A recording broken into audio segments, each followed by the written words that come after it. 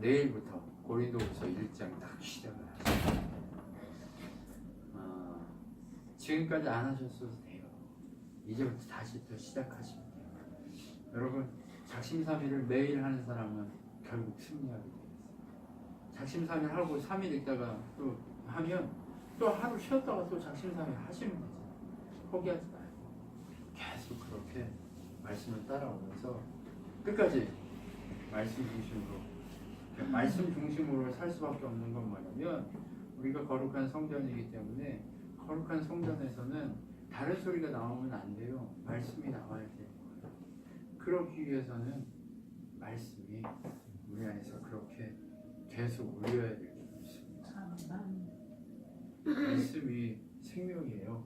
다른 것이 생명이 아니고 말씀만 생명입니다. 우리가 말씀을 생명으로 두지 않으면 꼭 다른 것을 생명으로 두게 돼 있어요. 왜냐하면 인간은 하나님을 영적으로 갈망하게 되기 때문에 그 갈망하는 하나님이 다른 곳으로 찾아온다니까. 사단이 우리 마음에 들어와서 있다가 주의 은혜로 소재가 됐어요. 사단이 나갔어요. 그런데 그 안에 말씀으로 채워지지 않고 하나님의 은혜로 채워지지 않으면 어떻게 돼요? 일곱 배 센 귀신을 데려오고 자기도 들어와요. 그러면 더 악해지고 더 심각한 상황이 벌어진다고 이게 보면서 얘기하고 있죠. 그러니까 항상 뭘로 채워라? 나를 비우고 말씀을 채워요. 우리 인간은 자꾸 스스로 비우려고만 노력해요. 근데 비운다고 비워지냐? 아니요. 나를 비우면 그 속에 뭐가 들어와요? 영적으로? 사단이 들어오게 되어 있어요. 사단이 들어와서 괴롭히게 되어 있어요. 바울이 계속해서 얘기합니다. 근심 중에도 내가 감사한다. 왜? 하나님이 위로해 주시기 때문에. 그러면 근심이 오고 문제가 와도 그 근심이 왜 있어요? 하나님 살아계심을 경험하라고. 그러면 그 근심을 통해서도 감사한다. 여러분, 이 고백들이 우리의 고백이었으면 좋겠습니다. 십자가에 세운, 저번에는 고린도 전서에는 교회의 공동체였어요. 근데 오늘은 고린도 후서는 뭐예요? 뭐 하나 들어갔죠? 건강한 교회. 이제 건강해져야 될 거 아니에요, 그죠? 그냥 막 사는 공동체 아니고 주의 몸된 교회로 주의 은혜의 십자가의 도를 알고 깨달은 공동체는 누구 때문에? 예수 때문에 건강해져야 돼요. 목사가 잘해서 건강해지면 그 교회는 예수 교회 아니에요. 누군가 한 사람이 잘해서 그 교회가 세워지면 그 교회는 예수 교회 아니에요. 그 사람이 주인이지. 그 사람이 주인이지. 그렇기 때문에 우리는 지금 뭘 향해 가져가요? 예수님 때문에 건강한 교회 공동체를 세워가려고 애쓰고 있는 거예요. 우리 인생은 바로 여기에 비밀이 있습니다. 예수님의 십자가의 보혈로 건강한 교회 공동체가 세워지면, 내가 성전이잖아요. 그럼 교회 공동체라는 건 뭐예요? 예수님을 머리로 모신 우리 이 신앙교회, 이건 뭐 교회가 아니에요. 그냥 몸으로 내가 들어가 있는 그 전체 우주적 교회 공동체가 건강해짐을 목표해야 돼요. 그럼 우리가 할 일이 많죠, 그렇죠? 네? 우리 할 일이 많고 우리가 나가야 될 일이 많아요. 근데 그 일이 내가 한 거예요, 주님이 한 거예요? 주님 자랑하게 되겠다니까. 건강하면. 안 건강하면 누구 자랑이에요? 나 자랑한다. 그래서 건강한 교회 공동체, 이것을 향해서 바울이 이제 고린도 교회에게 다시 편지를 하는 겁니다. 그 전에 편지를 했는데, 편지를 하고 났더니 어때요? 편지를 하고 났더니 걱정이 되는 거예요. 그래서 걱정하고 있는 차에 오해도 생기고 여러 가지로 문제들이 생기고, 그런 상황에 바울에 대한 오해가 생겼다라고 하는 그것들이 계속해서 들려오기 시작한 거예요. 그래서 걱정하고 있는 찰나에 바울이 고린도에 누구를 보내냐? 디도라는 자기 같이 사역했던 그 사역자 중에 하나를 보내요. 디도를 보내서 그 교회 가운데 어떤 상황이 있는지 살피고 목회하게 하고 이렇게 하고 가서 하라고 해서 보냈는데 고린도 교회에서 풍성하게 그를 위로하고 바울에 대한 오해도 풀고 기도를 통해서 이런 문제들이 해결이 돼서 이제 고린도 교회가 건강해진 교회로 세워져 가려고 한다고 소리를 들어요. 그 얘기를 듣고 얼마나 기쁘겠어요.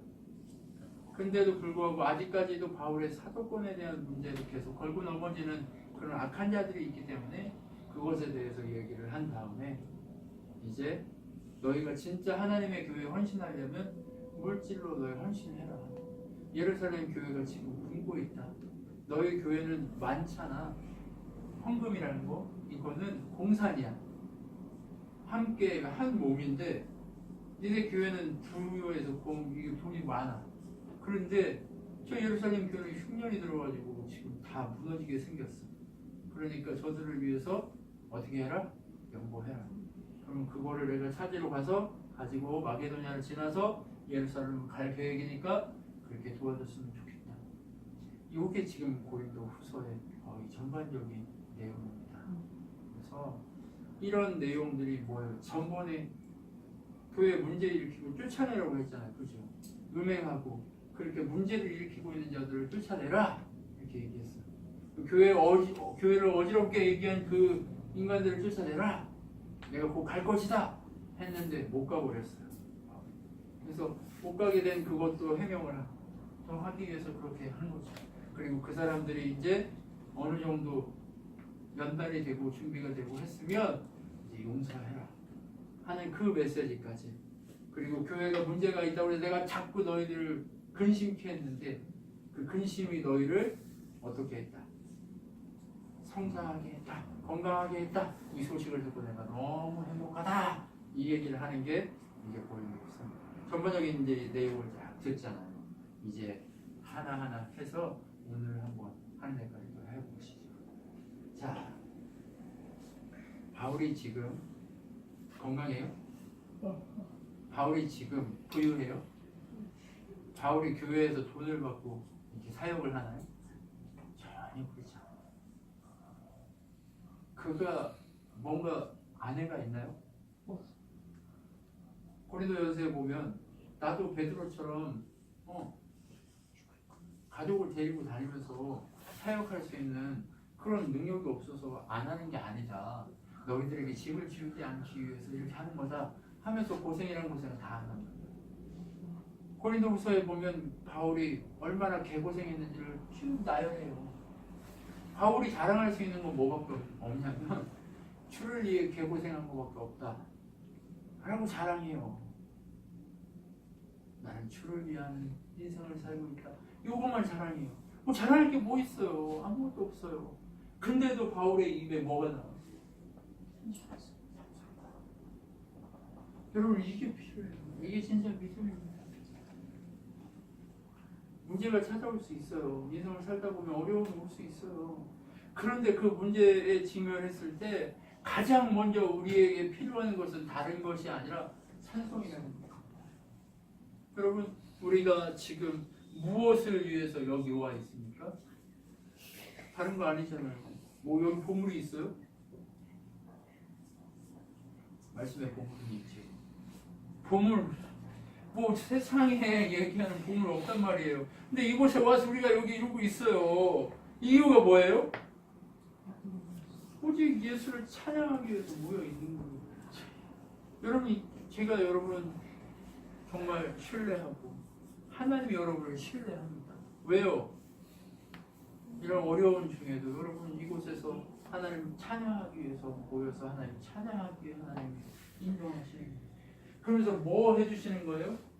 위로의 하나님이 돼주시는 거예요. 그냥 세상은 숫자를 보고 세상은 돈을 보고 세상은 건물을 보고 세상은 이 시대의 세상은 건물이 하나님인 것처럼 그렇게 세상이 바뀌고 있지만 너희는 말씀 하나 보고 이 자리에 와 있지 않니?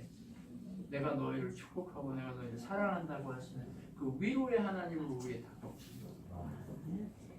이런 근심 가운데 위로해 주시겠다는 거예요. 모든 환난 중에 능히 위로하신대요. 사람이 아무리 어쨌을까요? 이렇게 한다고 해서 위로가 돼요? 사람이 아무리 해도 위로가 안 돼요. 사람은 아무리 해도 위로가 안 된단 말이에요. 근데 누구는 능히 위로하세요? 하나님. 왜 능히 위로하실까요? 나보다 나를 잘 아세요. 내가 지금 왜 이런 반응을 보일 수밖에 없는지를 하나님 다 알아. 왜? 우리 인생 전부를 다 알고 계시거든요. 나는 무의식으로 남겨진 내 기억까지도, 내 마음 그 순간까지도, 나는 지금 인식하지 못하는 그 어떤 것도 다 숨겨져 있는 내 이면까지도 그분은 다 알고 계시기 때문에 그 어떤 상담자보다 더 나를 잘 아시는 거예요. 그 어떤 사람보다, 나 자신 스스로보다 나에 대해서 너무 잘 아시기 때문에 그 하나님이 유일하게 우리를 완벽하게 능하게 위로해 주실 수 있습니다. 한계가 있어요. 사람 인간의 능력은 한계가 있습니다. 그러나 하나님은 우리를 위로하시는데 한계가 없으십니다. 근데 하나님이 위로하시는데 하나님이 나를 자꾸 왜 싫어하시는 것처럼, 나를 괴롭히시는 것처럼 느껴질까요? 왜 그렇게 느껴질까요? 하나님의 위로를 어떠해요? 준비가 위로받을 준비가 안 돼 있는 거예요. 하나님의 크신 위로를 경험하고 누릴 준비가 안 돼 있는 거예요. 그 말씀을 들어도 안 들리잖아요.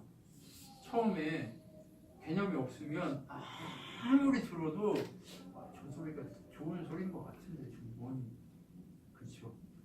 근데 귀가 열리고 눈이 열리고 그 소리가 진짜 정금과 같으면 어때요? 자꾸 듣고 싶어지잖아요. 자꾸 가까이 가서 알고 싶어지잖아요. 그것처럼 하나님에 대해서 알지 못하기 때문에 자꾸 실험하는 것처럼 어렵게 하는 것처럼 들린단 말이에요. 그런데 하나님 그렇게 하시는 건 뭐예요? 살려놔야, 죽어 있는 거를 살려놔야 내가 위로를 하는지 아닌지도 알 거 아니에요. 뭐 죽어 있으니까 모르죠, 위로를. 근데 살려놓으면 하나님이 와서 위로해버리면 단박에 어떻게 돼요? 그 한마디 때문에 인생이 바뀌어요. 하나님이 주신 메시지 하나 때문에 인생이 바뀌어버린다. 하나님하고 떨어져서는 살 수 없는 그런 존재로 바뀌어버리는 거예요. 그렇기 때문에 환난 중에 있는 자들을 능히 위로하시는 분은 누구밖에 없냐? 하나님밖에 없는 거예요. 여러분, 사람에게 위로를 받으려고 하지 마십시오. 물론 옆에 있는 사람 위로 받아야 됩니다. 사람은 누구 혼자 살 수 없기 때문에 둘이 한 몸을 이루어서 네 발로 이렇게 잘 버티고 서서 있으라고 부부가 되잖아요. 그렇죠? 서로가 이렇게 위로하고 격려하고 해야 됩니다. 그런데 진짜 유일한 마지막 그 모든 것에 위로의 완결판은 어디서 와야 돼요? 하나님한테서 와야 돼요. 그 개념이 우리한테 확 자리 잡아야 흔들려 안 해도 돼요. 죽어도 오라이죠. 그때부터. 왜요? 세뇌당했어요? 아니요. 그 사랑을 이제 알기 시작해요. 하나님의 위로가 어떤 사랑인지 알기 시작하는 거죠. 바울이 엄청 고생합니다. 바울이 강도의 위험과 메맞는 위험과 그 다음에 병, 질병, 막 고통과 눈에서 질질질 막 이렇게 나와요. 고름도 나오고 막. 당시에 약이 얼마나 좋았겠어요? 그렇게 좋은 그것도 없었단 말이에요. 그러니까 얼마나 개고생 했겠어요. 이리저리 다니느라고 발은 다투고, 강도가 와서, 아니 데살로니가 교회 같은 데는 끌어다가 완전히 죽도록 해가지고 얘가 죽은 줄 알고 길거리 거기 그 쓰레기 버리는 데다 버려놓으니까 털털 털고 다시 일어나서 거기를 들어가서 주의 복음을 듣고 하나님을 알았던 사람들을 위로하고 격려하고 떠나는 거예요. 그런 사람이 바울. 그런 바울이 무엇이 그것을 견디게 했다는 거예요? 능히 위로하시는 하나님의 위로가 견디게 하셨다는 거예요. 그러니까 나를 견디게 하시는 하나님이 누구도 견디게 하신다? 우리 모두도 견디게 하신다. 이 얘기 하고 싶은 거예요. 야, 문제가 많이 있는 거 이거 왜 그러냐? 우리가 살아있기 때문이야. 근데 그 살아있는 동안 문제가 왔을 때 그것을 주의 은혜를 누리면서 잘 견딜 수 있으려면 하나님의 크신 능하신 위로가 무엇인지 알아먹어야 돼요. 교신이 돼야 라디오가 들리듯이 교신이 안 되는 하나님의 음성이 내 안에서 울릴 수가 없다는 얘기예요. 그렇기 때문에 그 위로가 무엇인지 분명하게 알아가는, 그렇게 알아먹는 그런 사람이, 그런 알미, 고난 가운데 참여해도 위로가 우리에게 온전히 오게 될 것을 아는 자리까지 자라가는 게 아닙니다. 멋있죠? 우리 이렇게 멋있는 사람들이에요. 여러분, 저는 여러분이 그런 멋있는 사람들이라고 믿고 축복합니다. 네. 다른 어떤 것도 나의 위로가 아니고 나의 기쁨이 아닌 진정한 위로와 기쁨은 하나님으로부터 온다는 사실을 여러분이 믿고 있는 여러분 멋진 분들이라는 것을 제가 알고 여러분 이 위로 가운데 온전히 참여할 수 있는 여러분 되기를 소망합니다. 여러분 특별히 그래서 이렇게 얘기해요. 하나님의 은혜로 행한 그 위로 가운데 하나님 은혜, 위로를 누리면서 사는 그 자체가 뭐래요? 우리의 자랑이에요. 자랑할 게 뭐 있대요? 아니 고난을 걸어가면서 그 고난 속에서 하나님이 이렇게 하셨더라고 하니 그것이 우리의 자랑이고 위로가 된다는 거예요. 맞죠? 아니에요?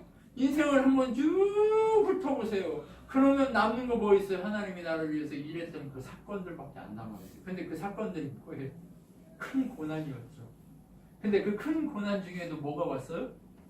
위로가 왔어요. 은혜가 왔어요. 그래서 우리는 무엇을 자랑해요? 환난 중에 역사하시고 임하신 그 하나님을 자랑한단 말이에요. 여러분 바울이 고난을 자랑한다고 얘기하는 이유를 아시겠죠? 그렇게 뒤지게 맞고 강도한테 끌려다니고 이리 끌려 저리 끌려 했지만 그 속에서 건지신 하나님이에요. 바울이 결국 로마로 끌려갔잖아요. 그죠? 새 고랑을 차고 끌려간단 말이에요. 배가 끌려가요. 그런데 배가 끌려가는데도 어떻게 돼요? 태풍이 와가지고 막 난리가 나요. 그래서 다 죽게 생겼는데 하나님 은혜로 살리시잖아요. 하나님 은혜로 살리셨는데 어느 섬에 불시착했는데 어떻게 됐어요? 뱀이 나와가지고 또 물어버리잖아요. 쟤는 바다에서 죽었어야 되는데 신이 노해가지고 여기서 완전히 독병한테 즉사하는 거야. 그 자리에서 한 3시간 있으면 죽어야 될 독사가 물어버린 거예요. 그러면 그 자리에 죽어버려야 되는데 열나다가 만 거예요. 누가 살렸어요? 하나님. 왜 살렸어요? 로마에 가서도 하나님을 전해야 되기 때문에 살린 거예요. 그리고 그 자리에 구원받을 사람이 있었기 때문에 살린 거예요. 더디오라고 하는 그 지역의 추장의 아버지가 열병에 들어 죽어가고 있는데 걔를 가서 기도해서 살려낸다는 거예요. 그리고 그 섬이 주의 복음의 성으로 바뀌어버리는 거예요. 고난이죠. 아니 독뱀이 물어 저기 돌면 고난이죠. 그런 고생 이 생고생이 어디 있어요? 그런 생고생을 하고 있음에도 불구하고 그가 뭘 자랑하고 있어요? 하나님을 그 고난 속에서 나를 건지신 하나님을 자랑하고 있다니까. 결국 건져서 어디로 보내요? 하나님의 나라로 보내는 거예요. 여러분 우리가 뭐 좀 막 몇십억씩 이렇게 쿡쿡 버는 이 자리까지는 하나님이 안 보낼 수도 있어요. 한 번에 막 몇십억씩 벌고 막 이렇게 쿡쿡쿡쿡 뭔가 되면 좋지만 그게 우리 삶을 살리는 게 아니라 고난이라니까요. 그것이 고난이에요. 그 얼마나 큰 위험한 일이에요. 우리가 돈이 없으면 사람들이 우리 옆에 안 옵니다. 근데 돈이 막 있으면 사람들이 막 쫓아와가지고 결국 우리를 괴롭혀서 돈 있는 걸 뺏어가려고. 그리고 결국 뺏어가요. 힘들게 하고. 그리고는 사람들이 하나도 없어요. 돈이 축복이에요, 고난이에요? 고난이에요. 근데 더 많아지면 이제 그 자기 왕국을 세워가지고 그 왕국에서 왕노릇 한단 말이에요. 그 지가 왕된 그 사람은 어떤 사람이에요? 이미 살아있지만 죽은 사람이에요. 가장 큰 고난 속에 빠져있는 사람이란 말이에요. 그런데 하나님이 위로가 되시면 어떻게 돼요? 그 고난이 우리의 자랑이 된다는 거예요. 주의 날, 마지막 주 오시는 그날 우리 뭐만 남아요?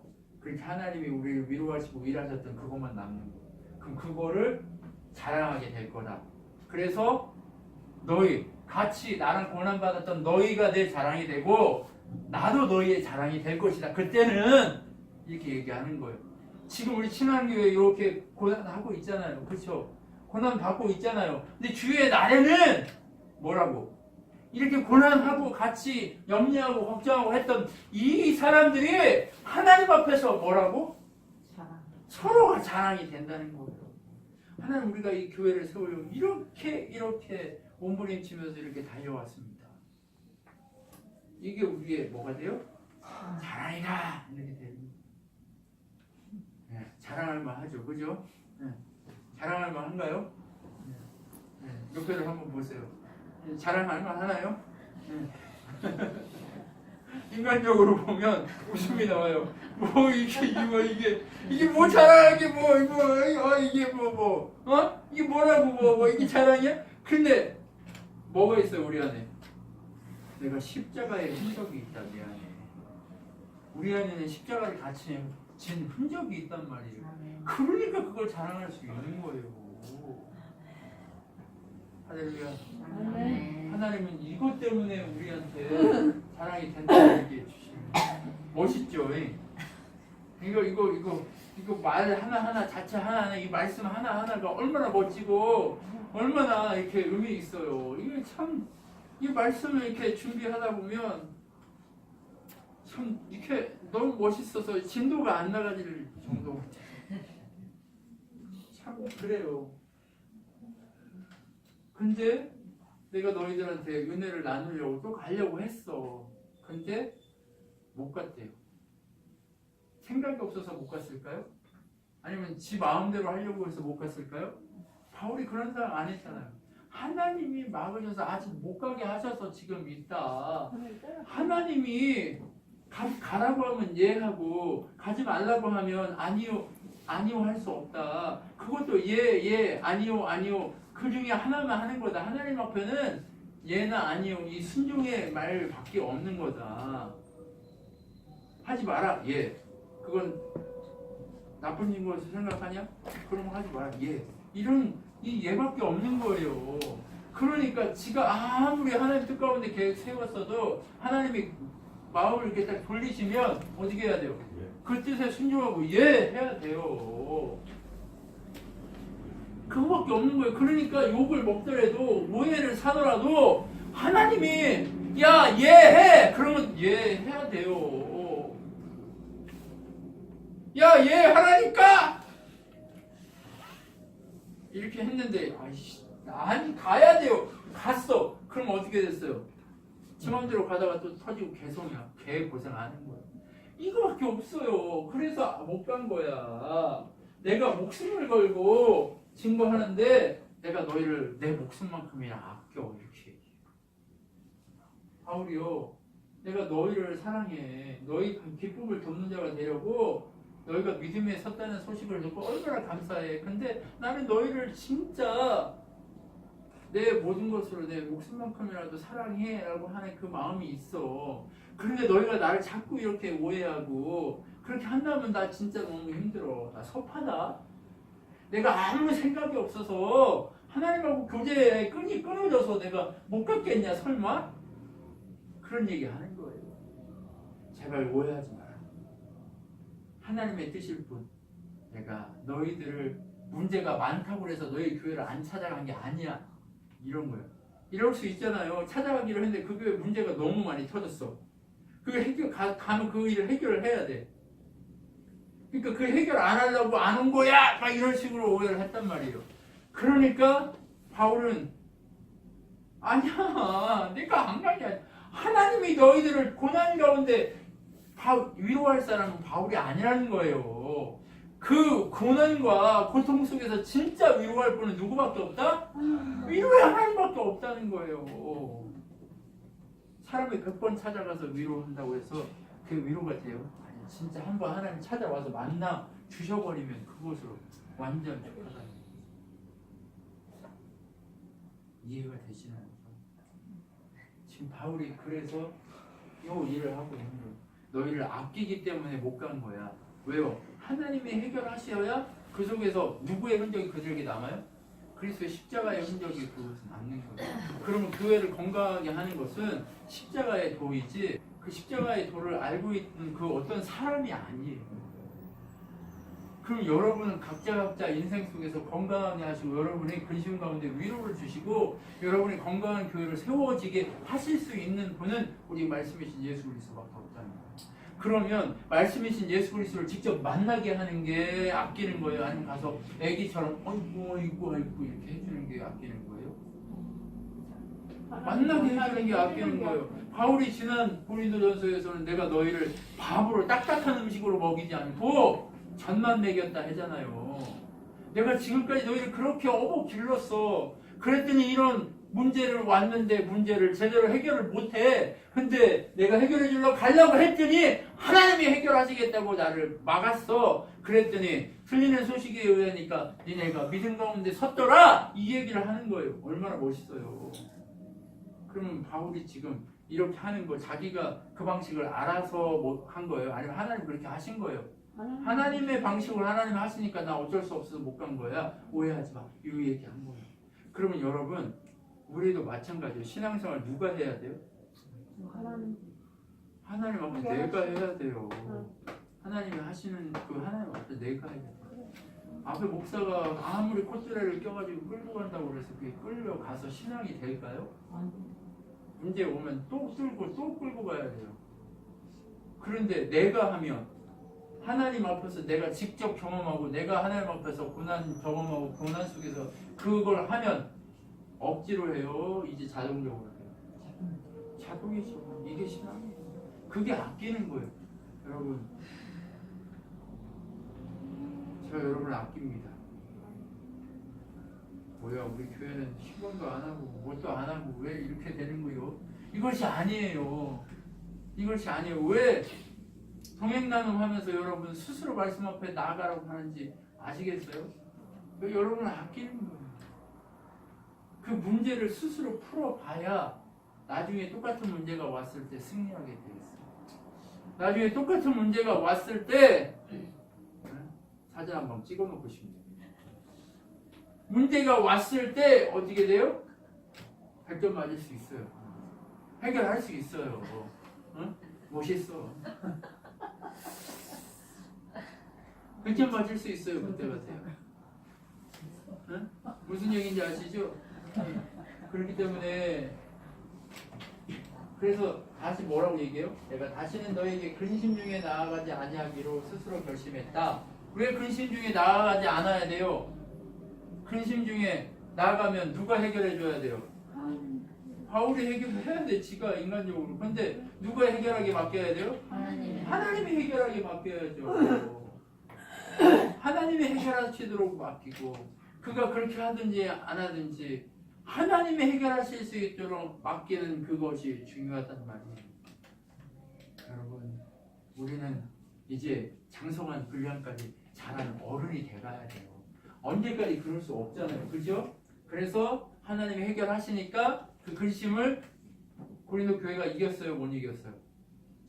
이겼어요. 이기니까 뭐라고 얘기해요? 너희가 그렇게 기쁨으로 그것을 다 감당하고 이겼다고 하니까 내가 기쁘다! 이렇게 얘기하는 거예요. 여러분 내가 너희를 향한 넘치는 사랑이 있음을 너희도 알지? 이제 알겠지? 이게 사랑인 거 알겠지? 라고 하는 거예요. 여러분 제가 여러분 사랑합니다. 여러분 그것이 사랑입니다.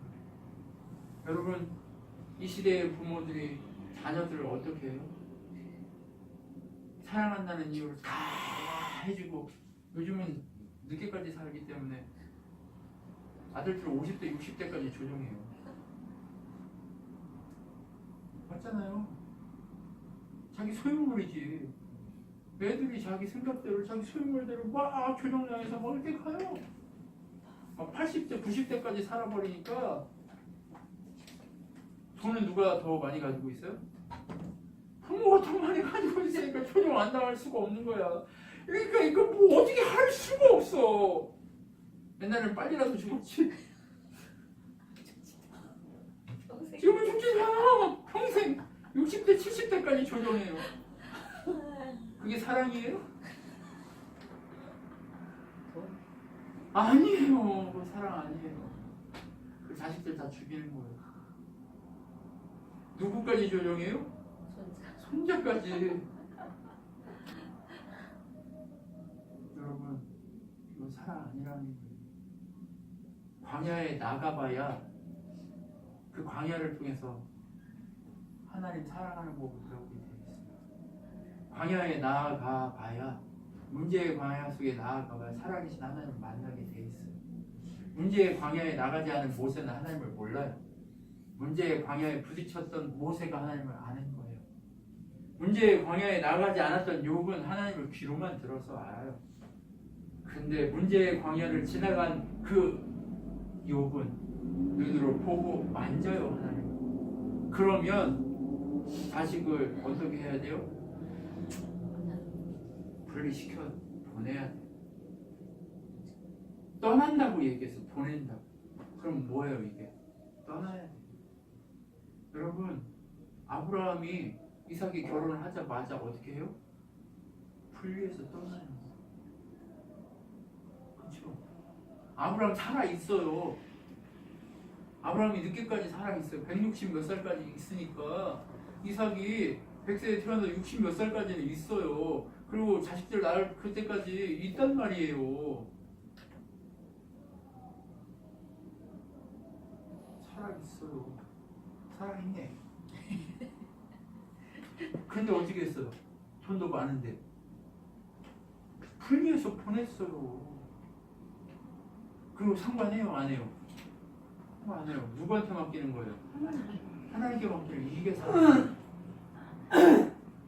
그러니까 애굽으로 내려가려고 하잖아요. 아브라함처럼 이삭도. 그러니까 하나님 찾아와서 광야에 그 흉년에 하나님 찾아와서 네가 여기 그럴 땅에 머물고 이 땅에 머물면, 약속의 땅에 머물면 제가 너 축복하게 하니까 그 자리에 남아서 그의 농사지어서 100배의 축복이 일어났잖아요. 그러면 우리가 뭐 해야 돼요? 자꾸 분리시키고 보내야 돼요. 보내는 게 뭐 하는 거다? 건강한 거예요. 그게 사랑하는 거예요, 진짜. 그가 인생을 사는 법을 가르쳐 주는 거예요. 여러분, 바울이 지금 우리한테 그 사랑을 보여주는 거예요. 네, 그 사랑. 사랑하는 거 알겠죠? 네, 이것이 바로 하나님이 우리를 향해 말씀하고자 하는 사랑의 법칙이에요. 바울이 알았어요, 이 사실을? 바울도 몰랐어요. 가서 그렇게 해줘야 되는 줄 알았단 말이에요. 근데 하나님이 확 막으니까 바울이 갈 수 있어요? 없어요? 없어요. 근데 그 근심을 하게 고린도에 말씀을 전하게 하신 분은 누구예요? 하나님이에요. 근심에 그 광야에 집어넣어서 그 교회를 한번 흔드니까 어떻게 돼요?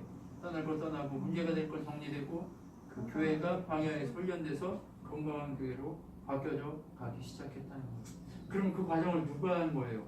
바울이 했어요? 하나님이 했어요? 하나님이 했어요. 그 소용돌이 속에 바울이 들어갔으면 어떻게 됐을까요? 바울도 깨지고 교회도 깨지고 다 난리였겠죠. 그렇기 때문에 우리는 계속 어떻게 해야 돼요? 하나님이 원하시는 대로 맡겨드리고 이 사람들이 건강하게 자라갈 수 있도록 이렇게 배려하는 그것이 하나님이 우리에게 말씀하시고자 하는 건강한 교회가 되는 그 증거들이에요. 그렇기 때문에 광야로 가야 돼요? 안 가야 돼요? 가야죠. 광야에 가야죠. 광야에 가야죠. 가야죠. 그래서 그렇게 광야에 보냈더니 어떻게 해요? 순종해요? 안 해요? 순종하기 시작하는 거예요. 누구를 순종해요? 예수 그리스도, 그분을 닮아가기 위해 순종하는 거예요. 십자가의 도를 알았어요? 몰랐어요? 고린도 전서에서는 알았어요, 몰랐어요? 몰랐어요. 근데 이제는 광야를 지나가니까 알아요, 몰라요? 알아가기 시작하는 거예요, 십자가의 도를. 여러분, 건강해졌어요, 안 건강해졌어요? 건강해지죠. 이게 바로 하나님 사랑이에요. 하나님 얼마나 우리를 사랑하시는지, 어떤 방식으로 우리를 사랑하는지 아시겠죠? 그러니까 이제 뭐라고 얘기하냐, 바울이? 너희가 내 향기야. 너희한테서 향기가 나. 누구의 향기? 예수 그리스도의 향기가 난대요. 멋있다. 예수 그리스도의 향기가 나는 거예요. 옆에 한번 냄새 맡아보세요. 예수 그리스도의 향기가 나는 예수 그리스도의 향기가 나타날 줄 믿습니다. 우리의 삶의 향기들이, 우리가 먹고 마시고 하는 몸의 냄새는 항상 똥냄새 날 수밖에 없어요. 근데 우리가 살아가는 이 걸음이 그리스도의 향기, 앞에 걸음이 그리스도의 향기, 이렇게 바뀌어지는, 그렇게 장성하게 바뀌어지는 인생으로 달라져야 한다는 거예요. 그렇기 때문에 순전하면 다른 것이 아니라 바로 생명에 이르러서 그리스도의 생명이 오직 예수 그리스도의 십자가의 은혜로 하나님을 만나고 경험하고 깨지면서 광야 속에서 만들어지는 그것을, 그 십자가를 경험했을 때만 진짜 어떻게 돼요? 순전하게 되기 시작합니다. 바울이 언제부터 순전해졌어요? 예수 만나고부터 순전해진 거예요. 그리고 처음에 예수님 다메섹에서 만났다고 온전히 순전해졌어요? 아니요, 안 순전했어요. 아라비아 와서 훈련시키고 개고생시키고 한 다음에 순전하게 이렇게 만들어져서 이렇게 하는 거예요. 그러면 자기가 그렇게 걸어간 것처럼 고린도 교회도 그렇게 걸어가고 있는 모습을 보니까, 순전해 있는 모습을 보니까 좋아요, 안 좋아요? 좋죠. 자기하고 똑같은 그런 순전한 사람이 돼가는 것이 좋아 보이는 거예요. 그래서 네가 내 향기야 라고 얘기해 주는 거예요. 오늘 여기까지 해야 될 것 같아요. 여러분, 하나님은요 우리를 그렇게 고난 가운데 위로하시는 하나님이세요. 근데 그 고난이 결국 축복이 돼서 우리가 하나님의 증인으로서 향기를 드러내는 그리스도의 편지로서의 사역을 감당하는, 세상은 그 사랑을 알지 못하잖아요. 근데 초기에 주를 알게 할 때는 내가 보여주는 향기, 그 편지, 그 이야기, 그 십자가의 그 삶, 이것들이 그 사람들에게 전파될 거 아니에요. 거기까지 할 수 있는 그 능력을 하나님 주고도 하시는 거예요. 그러면 이게 뭐예요? 고린도전서에 바울은 나는 물 주고, 아니 씨 뿌리는 자고 아볼로는 물 주고 자라게 하시는 누구밖에 없다? 오직 하나님뿐이시다 라고 얘기하는 그 얘기가 맞아요, 안 맞아요? 맞아요. 우리가 할 수 있는 일은 어디까지밖에 안 돼요? 씨 뿌리고 물 주는 것밖에 없어요. 그럼 가이던스 목사가 할 수 있는 일은 최대한 할 수 있는 일은 씨 뿌리고 물 주는 것밖에 없어요. 자라게 하시는 거는 이 위로, 근심 속에서 위로의 하나님이 찾아와서 자라게 만들어 가신다는, 이게 하나님의 법칙이에요, 영적으로. 맞죠? 이 법칙을 잘 바릅니다. 하나님은 우리에게 그렇게 하라고 말씀하시죠. 조종하려고 하지 말고, 네가 하려고 하지 말고, 누가 해라? 하나님이 하도록 근심하지 맡겨라. 근데 하나님의 사람들을 세울 때는 떨어뜨려놔요. 누구도 손 못 대게 막 막아요. 누구도 못 도와줘요. 근데 그렇게 훈련되고 나면 그때서 이제 하나님이 사람을 붙이고 막 일할 수 있게 해주시는 거예요. 그것처럼 그게 뭐예요? 하나님 사람으로 길러내시는 하나님 방법입니다. 언제까지 우리가 광야 안 나가고 그렇게 혼자 숨어서 이렇게 하고 있을 수는 없어요. 누구 장막 밑에서 이렇게 하고 있을 수는 없어요. 그럼 어떻게 해야 돼요? 하나님의 근심의 바다, 그 광야 우리를 던져 버려서, 독수리가 자기 새끼를 어떻게 해요? 날개할 때 공중을 가지고 올라와서 떨어뜨리고 있어요. 그리고 나서 어떻게 해요? 날개짓 못해서 떨어지면 그 밑에 가서 또 올라가요. 그리고 어떻게 해요? 떨어뜨리죠. 그러면 그 중력에 그 날개질을 해야 되는데 그거 못하면 또 그러고 쭉 그렇게 해서 얘가 바람을 탈 수 있게 만들어줘요. 고난이 살게 하는 방식 맞죠? 모든 자연의 이치는 마찬가지예요. 근데 지금 자연의 이치를 거스르는 게 누구예요? 인간이죠. 인간이에요. 자꾸 다 해주려고 해요. 여러분, 그럴 필요 없어요. 약해질 뿐이에요. 하나님 못 만나게 하는 것뿐이에요. 하나님 진짜 깊이 만나려면 어떻게 해야 돼요? 고난 속에 집어야 돼. 한인고등학교 애들이 왜 그런가 봤더니 어린 시절부터 부모 떨어져서 기숙사에서 그렇게 사니까 강한 거예요. 애들이 그 고난 속에서 애들이 어떻게 해요? 하나님 아니면 안 되니까 그 예수 믿는 애들이 눈이 번쩍번쩍해요. 누가 시켜서 일을 하는 애들이야. 이번에 돌아오는 토요일날도 집회가 있는데 제가 하려고 해서 하는 게 아니에요. 지들이 신입생들 힘들 거니까 우리가 집회에서 이 일을 위로해 주시는 목사님 와서 설교해 주시는데 너무 길게는 하지 마세요. 여러분 지들이 알아서 다 움직이는 거예요. 그 대신 뭘 해달라고 하냐? 개념 세우게 성경 공부해달라고 이걸 애들이 막 요구하고 한다는 거예요. 여러분 다르죠. 왜 달라요? 광야 속에 있기 때문에. 근데 헬리콥터 맘들은 지금도 저 나오는데 학교 문 앞에 와가지고 몇 번 쳐다보고 있어요. 우리 아들 집에 있다. 우리 딸 잘했냐? 엄마가 이러고 있어요. 그게 애들 건강하게 하는 거예요? 아닌 거예요? 아니더라고요.